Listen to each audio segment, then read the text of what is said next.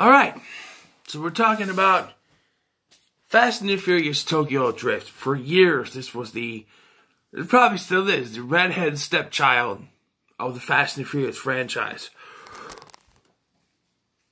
It's the only one that doesn't have, directly have anything to do with the casting characters from the main franchise. This came out in 2006. 3 years after Too Fast, Too Furious. And it's a completely new story with completely new characters. Other than the fact that in the trailers, they showed Vin Diesel.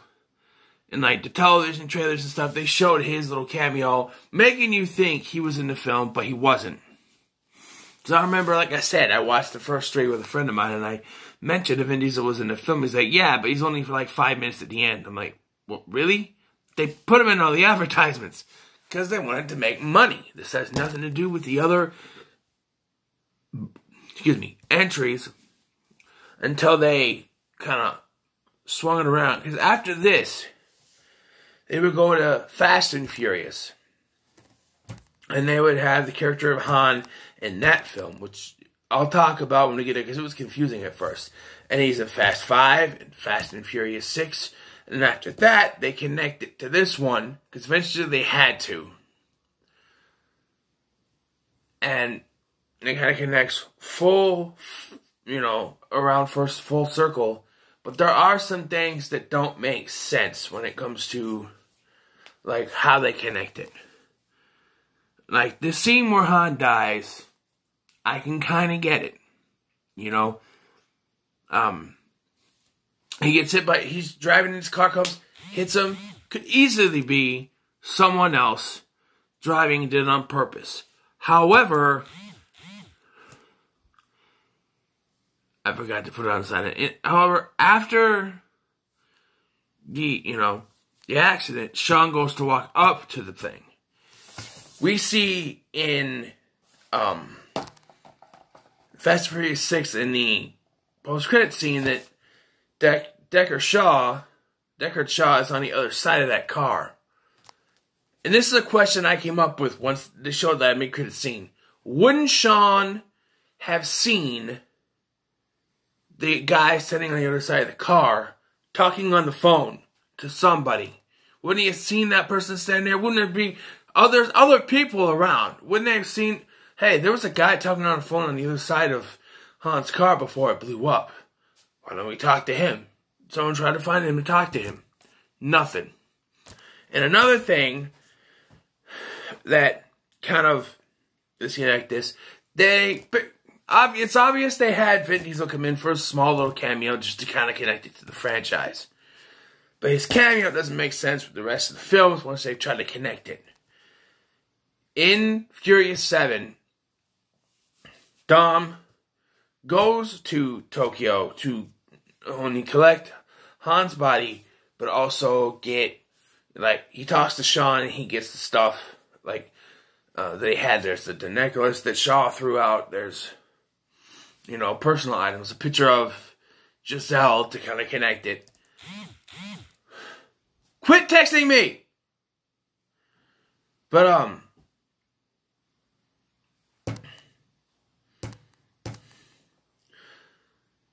and he's there, for a short amount of time to get the information that he needs and go back.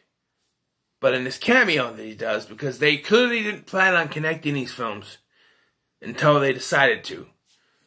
Because it's a drift race, and Sean says this ain't no 10-second race.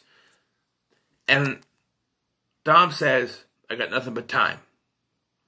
Well, kind of not, because now that they had to connect it back together at the end, but with Furious 7, he really doesn't have anything but time. He's kind of got a deadline going on. But I just wanted to talk about that connection thing. Let's talk about the actual movie. The actual movie takes a big depart from the first two. Street racing's a big thing, but now they introduce drifting, which is wibble wobble. I remember the first time I saw it, I'm like, that's a weird, what is drift? And I had to watch it to find out, and it's okay. The story is about Sean Boswell, who likes to do street racing, but he's got in trouble one too many times, and which results in he and his mom having to move around. Well, this time his mom's not going to take it, and she's going to send him to his father, who lives in Tokyo, Japan.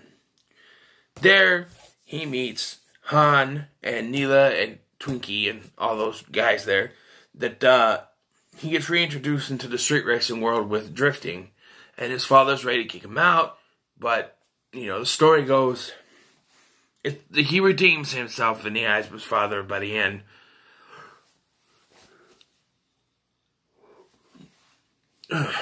But, yeah, I don't have a problem with this movie. I used to have the soundtrack. I'm going to get it again. I'll have to get it off of eBay, but I really like this soundtrack. The songs, the music that's in this. I was dancing. That first song that plays, as soon as the film starts, I get a feeling there's going to be a riot. At the starting of the week, a summit talks, you hear them speak. That as a ringtone for the longest time. I love that song.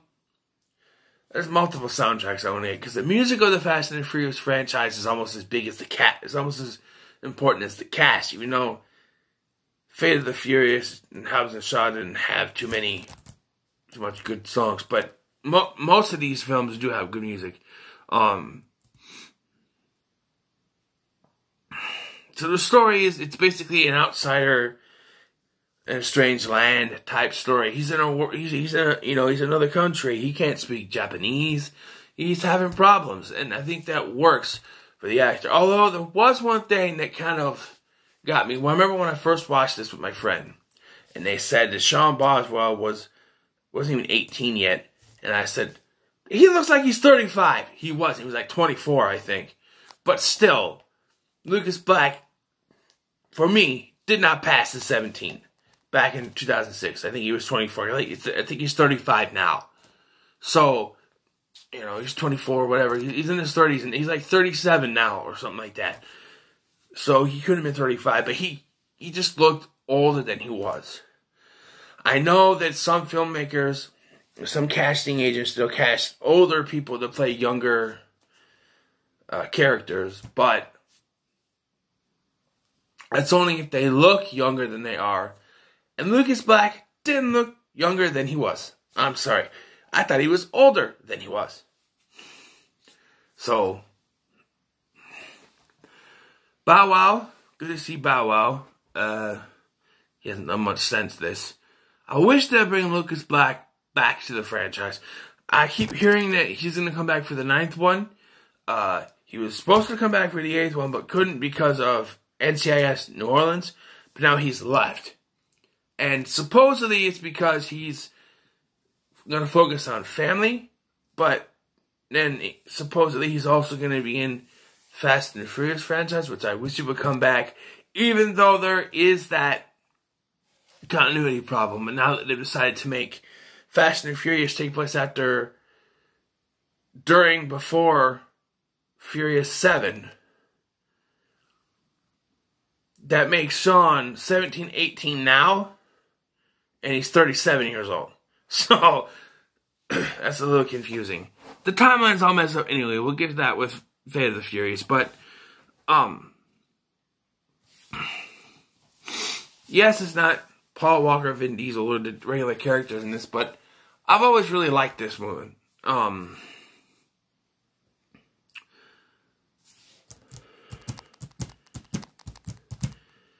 Oh yeah, there's something I picked up by this time. Takashi or DK, Drift King, he and Neela, they've been together for most of their lives because they were both abandoned by their parents, both raised by DK's uncle. And then now Neela says she's done because the way he's treating Sean, she finally sees that he's not the person she thought he was.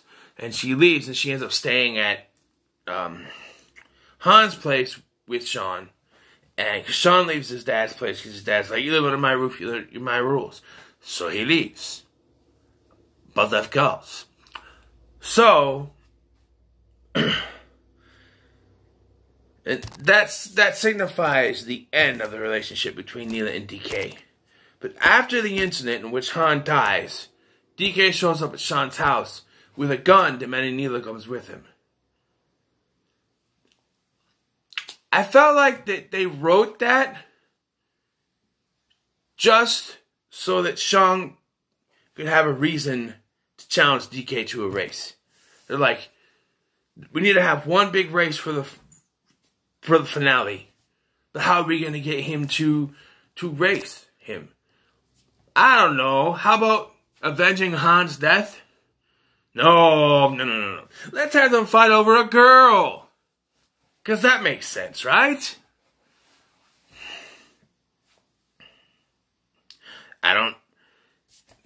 Avenging Han would have been enough. You didn't have to insert Neela into that. But they did. Because he brings money with him to repay for whatever Han stole. So that would have been enough. You didn't have to have Neela be part of it as well. But they did. That's always kind of bugged me. Like, why does Neela have to be involved at all? Who knows? So yeah, we get this race down this mountain drift race. No, Sean had problems at first with racing with the drift, and Han gives him his car to use in a race, and he completely destroys the car. So that's, well, you're mine now. You're gonna do what I want you to do. They end up becoming friends, But yeah, this movie's not bad. I mean, is it the worst? I don't know. I think this franchise is going to be the toughest that I have to rank, because it's just, I love all these movies. So to try to put them, so it won't be like the worst at the bottom. It'll be the least best for me, because I don't think any of these are the worst. I haven't really. The next Fast and Furious ones I gotta watch. One I gotta watch is Fast and Furious, and to me, that one has never been the best. I've always seen it as a in-between movie, or a get to the next chapter movie, where you're building towards this to set up the next one, which was Fast 5, which is great. That's what it was to me. Like, Fast and Furious was the setup film. The fourth one, Fast and Furious was a setup film for Fast 5. And maybe I'll get that vibe next time. I don't know. Like I said, I enjoy watching all of them. That's the next one I got to review. So, let's see. Let's finish this up. For a rating for Fast and Furious Tokyo Drift, we'll give it a 7. 7 out of 10. Decent score for a film. Like I said, it holds it down as not the original cast except for Vin Diesel's cameo.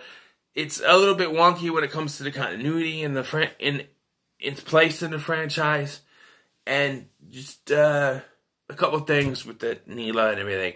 7 out of 10 for me. What are your thoughts on Fast and Furious Tokyo Drift? Let me know in the comments below. Like, share, and subscribe, and I'll see you.